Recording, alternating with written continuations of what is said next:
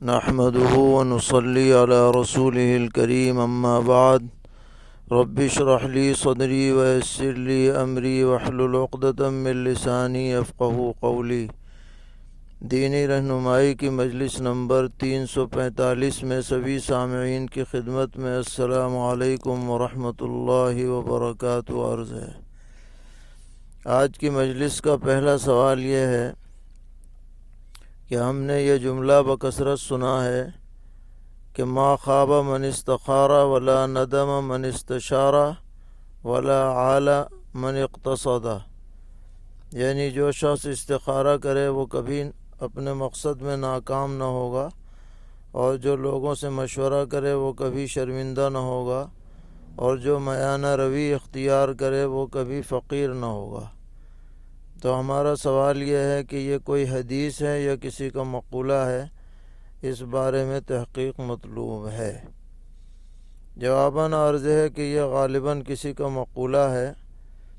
ویسے المعجم الکبیر للطبرانی میں اسے بطور حدیث کے نقل کیا گیا ہے، مگر اس کی سند کے اندر کئی راوی انتہائی منکر اور ناقابل اعتبار ہیں۔ حافظ ابن حجر رحمۃ اللہ علیہ نے ان کے متعلق تبصرہ فرمایا کہ اگرچہ یہ روایت طبرانی میں ہے لیکن سنداً نہایت کمزور ہے، لہذا بطور حدیث کے اسے بیان نہ کیا جائے، البتہ مقولے کے طور پر نقل کیا جا سکتا ہے، تجربے کی بات کہی جا سکتی ہے۔ سوال ہے کہ کوئی شخص خفین پہنے ہوئے تھا اور وضو کی حالت تھی، تو اگر اس نے خفین اتار دیے تو محض پیر دھو لینے سے وضو باقی رہے گا یا مکمل از نو وضو کرنا ہوگا؟ جواباً عرض ہے کہ پورا وضو کرنے کی ضرورت نہیں ہے، صرف پیر دھو کر کے وہ خفین پہن سکتا ہے، اس کا وضو برقرار ہو جائے گا۔ سوال ہے کہ اگر کوئی شخص کسی تکلیف میں مبتلا ہو اور اس سے کوئی حال چال دریافت کرے اور وہ جواب میں یہ کہہ دے کہ الحمدللہ میں ٹھیک ہوں، حالانکہ وہ تکلیف میں مبتلا ہے، تو ایسا کہنا شرعاً جھوٹ کے حکم میں آئے گا یا نہیں؟ جواباً عرض ہے کہ اگر وہ شخص اپنے سے زیادہ تکلیف والوں کو نظر میں رکھتے ہوئے اپنے کو اچھا کہتا ہے تو یہ نہ کوئی جھوٹی بات ہے، نہ اس کی وجہ سے وہ کوئی گنہگار ہوگا۔ کوئی بھی آدمی ایسی بات کہہ سکتا ہے، کوئی حرج نہیں ہے۔ سوال ہے کہ آج کل بہت سے لوگ اپنے ساتھ عثمانی لگاتے ہیں اور بہت سے اکابر کے ناموں کے ساتھ بھی عثمانی لگا ہوا ہے، جیسے علامہ شبیر احمد عثمانی، مفتی عزیز الرحمن عثمانی۔ تو ہمارا سوال ہے کہ ان کو عثمانی کیوں کہا جاتا ہے؟ جواباً عرض ہے کہ یہ حضرات سیدنا حضرت عثمان غنی رضی اللہ تعالی عنہ کے خاندان سے تعلق رکھتے ہیں، انہی کی طرف نسبت کرتے ہوئے عثمانی کہتے ہیں، اس میں نسبی نسبت پائی جاتی ہے۔ سوال ہے کہ چاش کا وقت اشراق کے کتنی دیر کے بعد شروع ہوتا ہے؟ جواباً عرض ہے کہ تقریباً سورج نکلنے کے 2 گھنٹے کے بعد سے چاش کا وقت شروع ہو جاتا ہے، اس میں جو نماز پڑھی جائے گی وہ چاش میں داخل ہوگی۔ سوال ہے کہ نماز کا بدل نہیں ہے تو حج کا بدل کیوں ہے؟ جواباً عرض ہے کہ نماز جب تک آدمی زندہ ہے تو خود پڑھنی ہوتی ہے، اور اگر انتقال کر جائے اور اس کے ذمے نماز قضا ہوں تو اس کا بدل فدیہ ہے جو اس کے بعد ادا کیا جائے گا۔ البتہ حج کے اندر یہ سہولت ہے کہ زندگی میں بھی آدمی حج بدل کرا سکتا ہے۔ باقی یہ سوال کہ اس میں بدل ہے اس میں بدل نہیں ہے، یہ سوال بے محل ہے، کیونکہ حج کا بدل ثابت ہے احادیث شریفہ سے، اور نماز کا اس طرح بدل ثابت نہیں ہے، اور اس سلسلے میں چوں چرا کرنے کی ہمیں گنجائش نہیں۔ سوال ہے کہ فرض کی تیسری اور چوتھی رکعت میں سورہ فاتحہ پڑھنا کیا حیثیت رکھتا ہے؟ کیا واجب ہے یا کچھ اور ہے؟ جواباً عرض ہے کہ فرض کی پہلی 2 رکعتوں میں تو سورہ فاتحہ واجب ہے، لیکن آخر کی 2 رکعتوں میں واجب نہیں ہے بلکہ سنت ہے۔ بلا وجہ چھوڑنی نہیں چاہیے، پڑھنے کا اہتمام ہونا چاہیے۔ سوال ہے کیا وتر کے بعد نوافل پڑھنا خلاف سنت ہے؟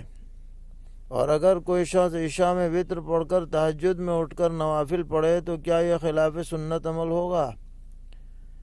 جواباً عرض ہے کہ صحیح احادیث سے ثابت ہے کہ نبی اکرم علیہ الصلاۃ والسلام نے وتر کے بعد بھی نفل ادا فرمائی ہے، اس لیے وتر کے بعد چاہے فوراً پڑھی جائے یا تہجد میں اٹھ کر نوافل پڑھی جائیں، دونوں میں کوئی حرج نہیں ہے۔ البتہ افضل یہ ہے کہ جو شخص اخیر شب میں اٹھنے کا اپنے کو یقین رکھے تو پھر وہ تہجد میں اٹھ کر اخیر میں وتر پڑھے تو یہ زیادہ بہتر ہے، لیکن اگر پہلے بھی پڑھ لے تو کوئی حرج نہیں ہے۔ سوال ہے کیا فقہ حنفی میں شوال کے 6 روزے رکھنا مکروہ ہے؟ نہیں، ایسی بات نہیں ہے، بلکہ شوال کے 6 روزے فقہ حنفی میں بھی مستحب ہیں، اور جہاں کراہت کی بات ہے وہ اس صورت میں ہے جبکہ عید کے دن بھی روزہ رکھا جائے ملا کر، تب کراہت ہوگی۔ سوال ہے کہ بیوی کے پاس سونا اور چاندی ہے جن کی قیمت 4,90,000 ہے اور بیوی کے اکاؤنٹ میں 1,200 روپے بھی ہیں، تو اب 5,02,000 روپے ہو گئے۔ شوہر دہلی میں کام کرتا ہے، وہ اہلیہ کو خرچے کے لیے 2,000 روپے دے کر گیا ہے۔ اب سوال یہ ہے کہ زکوٰۃ خرچے کے لیے دیے ہوئے روپے پر بھی واجب ہوگی یا صرف 5,02,000 پر؟ جواباً عرض ہے کہ وہ بیوی جس دن زکوٰۃ کا حساب لگائے اس دن اس کی ملکیت میں جتنی بھی رقم ہو یا جتنا بھی سونا چاندی ہو اس کا حساب لگے گا۔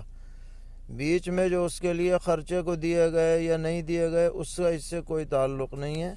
جو چیز اس کی ملکیت میں ہے اس کا حساب سال میں صرف ایک دن لگے گا، اور وہ دن ہے جس دن وہ زکوٰۃ نکالتی ہے، حساب لگاتی ہے۔ سوال ہے کہ ہمارے پاس جو زیورات ہیں ان میں اصل سونا 6 تولہ ہو رہا ہے اور اس میں کھوٹ ملا کر جو بنایا گیا تو اس اعتبار سے 8 تولہ ہو رہا ہے، تو ہم پر زکوٰۃ واجب ہوگی یا نہیں، یعنی کھوٹ کا اعتبار ہوگا یا نہیں؟ جواباً عرض ہے کہ اس کھوٹ کا کوئی اعتبار نہیں ہے، کل 8 تولے پر زکوٰۃ واجب ہوگی کیونکہ یہ کھوٹ مغلوب ہے۔ سوال ہے کہ احرام کی حالت میں درد کی بنا پر گھٹنا پہننا کیسا ہے؟ جواباً عرض ہے کہ گھٹنا جو باقاعدہ گھٹنے کی حیت پر بنا ہوا ہوتا ہے وہ پہننا درست نہیں ہے، البتہ پٹی باندھ سکتے ہیں اگر ضرورت ہو، اس میں کوئی حرج نہیں ہوگا۔ سوال ہے کہ ایک شخص جرمنی سے عمرے کے لیے جا رہے ہیں تو انہیں احرام کہاں سے باندھنا ہوگا اور ان کے لیے کون سی میقات پڑے گی؟ جواباً عرض ہے کہ جرمن یا یورپ کے دیگر علاقوں سے جو جہاز آتا ہے اس کے لیے میقات جحفہ پڑتی ہے جو اب رابغ کے نام سے مشہور ہے، اور جدہ آنے سے تقریباً آدھا گھنٹہ پہلے اس کا اعلان ہوتا ہے، اس سے پہلے احرام باندھ لینا چاہیے۔ سوال ہے کہ حج بدل کا حکم کیا ہے؟ والدہ مرحومہ پر حج فرض تھا اور ایکسیڈنٹ میں انتقال ہو گیا، وصیت کچھ نہیں کی تھی۔ جواباً عرض ہے کہ اگر وصیت نہیں کی ہے تو ان کی طرف سے حج بدل کرانا وارثین پر ضروری تو نہیں ہے، لیکن اگر کوئی کرا دے گا تو حج ادا ہو جائے گا۔ ایک صاحب نے اپنی اہلیہ کو واٹس ایپ پر ٹائپنگ کے دوران گفتگو کرتے ہوئے غصے میں آ کر 3 طلاقیں لکھ دیں، تو کیا یہ تحریری طلاق واقع ہوگی یا نہیں، حالانکہ زبان سے انہوں نے کوئی لفظ ادا نہیں کیا؟ جواباً عرض ہے کہ جس طرح زبان سے طلاق ہوتی ہے اسی طرح تحریری طلاق بھی شرعاً معتبر ہو جاتی ہے، لہذا شرعاً طلاق واقع ہو جائے گی۔ سوال ہے شوہر کا انتقال ہو گیا، بیوی حاملہ ہے، تو اس کی عدت بچہ جننے پر مکمل ہوگی یا 4 مہینے 10 دن پر؟ جواباً عرض ہے کہ بچہ جنتے ہی اس کی عدت پوری ہو جائے گی، 4 مہینے 10 دن انتظار نہیں کیا جائے گا۔ سوال ہے گاڑیوں کے انشورنس کی شرعاً گنجائش دی جاتی ہے، تو اگر کوئی شخص انشورنس کمپنی کا ایجنٹ ہو اور وہ صرف گاڑیاں انشورڈ کراتا ہو تو اس کے لیے کمپنی سے حق الخدمت لینا جائز ہوگا یا نہیں؟